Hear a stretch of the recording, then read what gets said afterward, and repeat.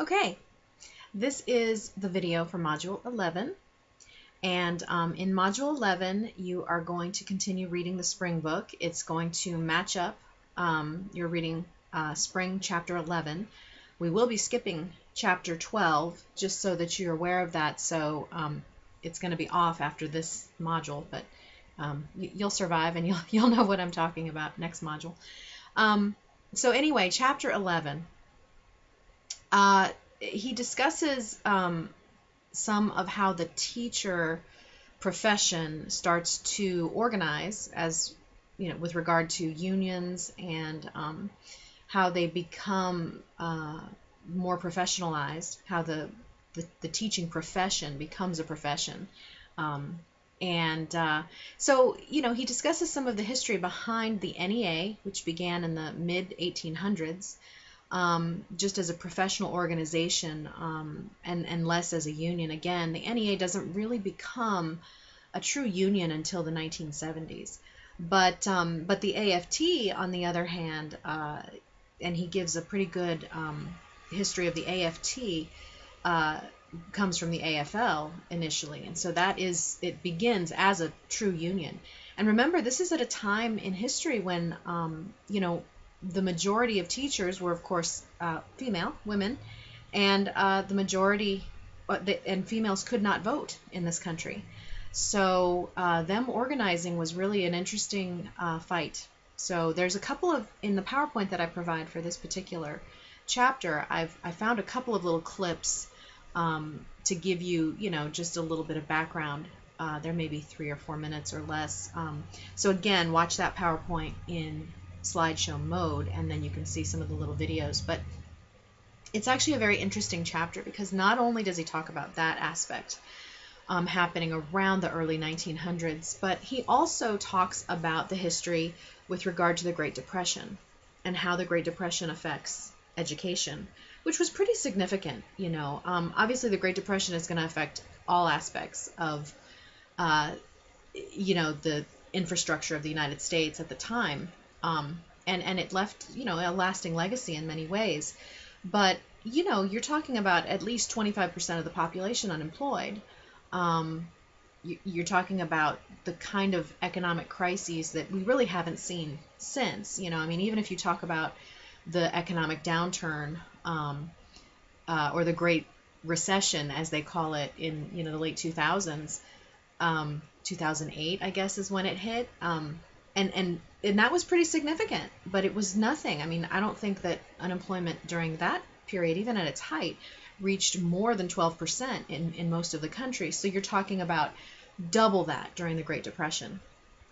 Okay, so what does this mean for education? Well, it means that without that many people in jobs, there's much less tax revenue. And remember, schools are run on tax revenue. So you'll see that the typical response during any kind of economic crisis is to, of course, have to cut back.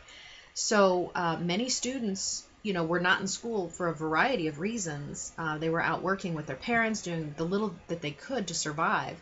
But, you know, many programs were also stopped. Kindergartens were put on hold. Sometimes they were charging tuition for high schools. You know, they were shortening school days, shortening school years, because they couldn't afford to keep the schools open. They couldn't afford to pay teachers. So there, you know, there were many things that happened. What that led to was a much bigger federal involvement within schools. And, you know, really unprecedented up until this point, because remember, schools and school districts were pretty much left to local districts and the state if it got even bigger than that at all. So anyway, having this big federal role was not something that the NEA and some of the teacher professional educators liked. They didn't like that kind of control. Yet they know that they needed the help, the economic assistance. So it was this interesting struggle going on at the time. And, you know, you start to see you know, part of the alphabet organizations that come out of the Great Depression were the CCC and the NYA, the National Youth Association, and the Civilian Conservation Corps. And those two organizations took on a pretty big role with educating, you know, high school age youth, you know, and trying to keep them employed, and trying to keep them being able to give money back to their families to help keep them afloat. So it's an interesting part of our history. But again, that really big federal role is probably what Spring focuses on the most, because that is essentially what happened to education during that time frame.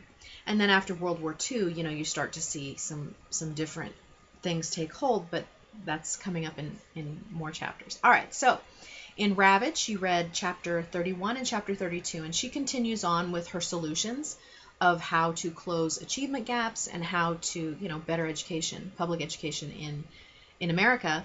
And, chapter 31 deals with what she calls the toxic mix, what some researchers call that, the toxic mix, and that's high poverty and racial segregation.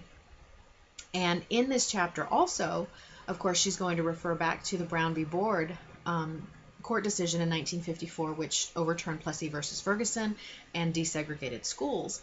So because of that, I chose to include some excerpts from a really good movie. It was sort of a docudrama that was on PBS many years ago, and perhaps you'll recognize some of the actors in it. But it's a really good dramatization of what led up to that groundbreaking decision in 1954.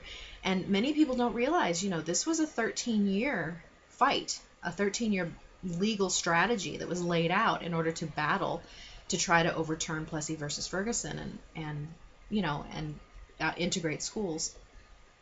So I couldn't find the full movie even to purchase. I think you'd have to buy the DVD. So if you choose to do that, go right ahead. I actually showed this movie in my face-to-face class, but I couldn't actually find it electronically except in these excerpts from the PBS website. So they're each about 6 minutes, 6.5 minutes. So there's 6 of them. So what is that? That's about 36 minutes of viewing. But it really shows some of the main, points or the main scenes that happen throughout the movie, and some of the things that unfold as these lawyers are trying to fight against, overturning Plessy versus Ferguson. So, which of course, was the precedent that legalized segregation, separate but equal, right?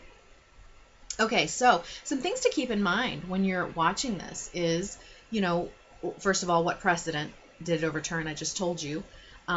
Let's see. What was their strategy? What was their legal strategy? Do they go after separate first, or do they go after the equal part? Okay, there's 2 little components that they have to struggle to sort of show that, neither is fair and equal is not happening. So, and of course, what amendment is at issue, and what part of that amendment is at issue? These are all important, concepts that went into their legal strategy and how they eventually won. And then there's just some interesting, history about, who was the sitting chief of the Supreme Court at the time and how he died in the middle of it, and then, Justice Warren took over. There's just some interesting twists of fate that happened throughout the or hopefully that the excerpts at least will show you. So, then I guess, let's see, you're going to answer or respond to your discussion prompt. You're going to complete journal number 6.